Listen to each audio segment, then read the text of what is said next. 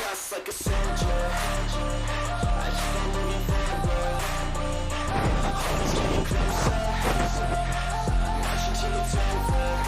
Eh bien bonjour à toutes et à tous, ici Holy Rider, j'espère que vous allez bien. Pour ma part, ça va nickel. Aujourd'hui on va se retrouver dans une nouvelle vidéo où j'avais vraiment envie de me poser et de vous parler. Je sais pas si vous avez remarqué, mais ça va faire environ 5 mois que je n'ai pas publié de contenu. Et pour cela, j'avais envie de vous donner des explications, voire même des solutions pour contrer mon absence. Pour moi, une chose qui me semble logique, c'est je suis un élève en seconde, c'est-à-dire au lycée, donc du coup qui travaille du lundi au vendredi, donc du coup j'ai un temps vraiment restreint pour tourner les vidéos. Donc ça me semble plutôt logique, je travaille, et ce sera comme ça jusqu'à la fin de l'année. Le truc, c'est qu'également, là, je suis rentré du coup depuis septembre, on entre dans la période hiver, et donc du coup j'ai que 3 jours de tournage. Dites-vous qu'à peu près 3 jours de tournage, ça veut dire que j'ai le vendredi après-midi, que je travaille le mercredi après-midi, prochainement normalement mes horaires seront un peu mieux aménagés. Donc ce qui me laisse à peine un peu de temps le vendredi après-midi pour faire mes vidéos, mais également du temps le samedi et le dimanche, mais ça veut dire que s'il pleut le vendredi, le samedi, ou alors le dimanche il ne pleut pas mais le terrain est trempé et je ne peux rien faire, c'est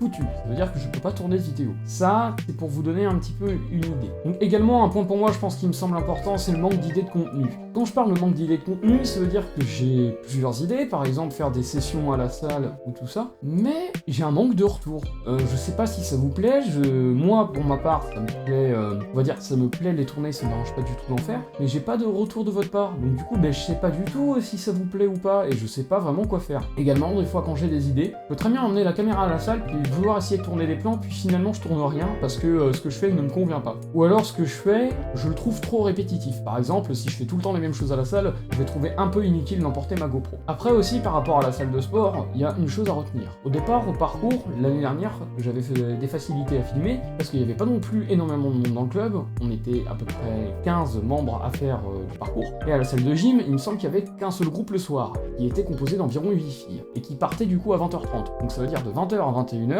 on avait la salle. Et en plus de ça, 30 minutes, dans les 30 minutes restantes, on avait toute la salle. Mais maintenant, on est 30, à 20h, il y a toujours du monde, il y a environ 2 voire 3 groupes, et en plus de ça, à 20h30, quand tout le monde part, il y a quand même un autre groupe de dames qui vient faire son sport. Je ne veux pas dire que ça me dérange, mais je ne vais pas nier le fait, on va dire, que du coup, j'ai des difficultés à cause de ça de tourner des vidéos. Et ça me paraît plutôt, on va dire, logique. J'ai pas forcément envie que tout le monde me regarde, j'ai pas non plus, on va dire, d'espace ou d'idées de figures que je pourrais faire. À 30 personnes, sachez que c'est très compliqué d'essayer de faire des figures et tout ça, malgré qu'on a des circuits, on a des idées, on peut faire des choses. De plus, je pense, c'est l'un des points les plus importants, j'ai une blessure au pied. J'ai, pour ceux qui ne connaîtraient pas, un ongle incarné. Alors, déjà, 2 questions qui se posent. En quoi ça m'empêche de tourner des vidéos et pourquoi je ne vais pas me faire opérer? Première raison, un ongle incarné, pour vous expliquer sans vous mettre d'image, c'est un ongle tout simplement, on imagine ça c'est mon pied, voilà ça c'est mon pied, là il y a l'ongle qui pousse dessus, c'est comme si en fait l'ongle rentrait dans la chair. Donc déjà vous vous doutez que ça doit faire un mal de chien, pour moi on va dire ça va, la douleur est vachement modérée, mais si par exemple je tournais une vidéo de skate et que je dois prendre les 2 mêmes skate shoes, si la skate shoes est trop serrée, ça va me comprimer le pied et me faire très mal. Pour vous donner une petite anecdote, pour illustrer un peu mes propos, un soir, enfin une journée, j'avais fait à peu près 2 voire 3 heures de session avec les 2 mêmes skate shoes. Le soir, je suis rentré, mon pied était violet, enfin du moins l'orteil. Pour revenir à la seconde, question, pourquoi tu vas pas te faire opérer? J'ai allé me faire opérer du coup le jeudi 19 décembre. Donc du coup, vous vous doutez qu'il va y avoir encore moins d'activité parce qu'il faut à peu près 1 mois de réparation au pied. Donc de ce jeudi-là jusqu'à peu près au jeudi dans 1 mois, en fin janvier voire début février, je ne pourrais tout simplement pas, on va dire, courir ou faire de sport. Donc pour moi, ça va être assez compliqué. Donc c'est aussi pour ça que je voulais vous prévenir. Maintenant, je vais essayer de vous donner quelques solutions pour contrer à ces problèmes. Du moins, à mon problème d'absence. Déjà, n'hésitez pas à me dire le contenu qui vous plaît. Parce que je vois beaucoup de personnes qui s'abonnent par rapport à ma vidéo que j'ai faite sur le test d'une trottinette freestyle Oxelo. J'ai beaucoup de retours dessus qui sont plutôt positifs. Mais, on va dire, j'ai pas vraiment de retour sur les autres vidéos. Et ça, c'est vraiment dommage. Parce que du coup, je me dis, ça vous plaît pas. Enfin bref, ça je vous l'ai déjà expliqué. Donc n'hésitez pas à me dire ce qui vous plaît et ce qui ne vous plaît pas. Et ce que vous aimeriez voir chez moi. Également, je pourrais essayer de vous proposer d'autres contenus. Par exemple, en ce moment, je vais beaucoup pêcher. Bon, même si ça n'a rien à voir avec le riding, c'est plutôt, on va dire, du sport, donc du coup ça pourrait quand même avoir un étroit lien. Et puis merde, de toute façon je fais ce que je veux sur ma chaîne YouTube, mais si ça vous plairait, pourquoi pas que je vous montre, on va dire entre guillemets, mes sessions de pêche, ça pourrait être vachement sympa. En plus de ça, ça pourrait combler pas mal le vide.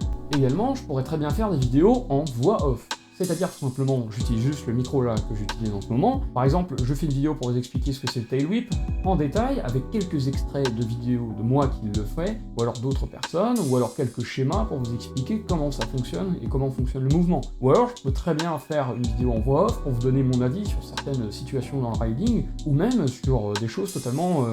ou même sur des choses annexes. Ça peut être vachement sympa. Moi, l'une des principales solutions, sinon, à part ça, que je verrais hormis ma chaîne YouTube, qui est une autre chaîne YouTube sur laquelle je fais du gaming qui s'appelle Lolo257, gaming principalement axé sur Call of Duty et League of Legends, même si j'essaye de varier beaucoup. Je vous conseille franchement d'aller voir ça, ça peut être du contenu vachement sympa. Je pense pas en publier non plus toutes les semaines, mais toutes les 3 semaines ça peut largement se faire. En plus de ça, en plus des vidéos riding, tout ça. Donc voilà, c'est la fin de la vidéo, j'espère qu'elle vous a plu, n'hésitez pas à vous abonner à ma chaîne YouTube et à mettre un like. Si jamais la vidéo vous a plu, n'hésitez pas non plus à la partager. Et puis sur ce, je vous dis n'arrêtez jamais de rider, et salut les riders.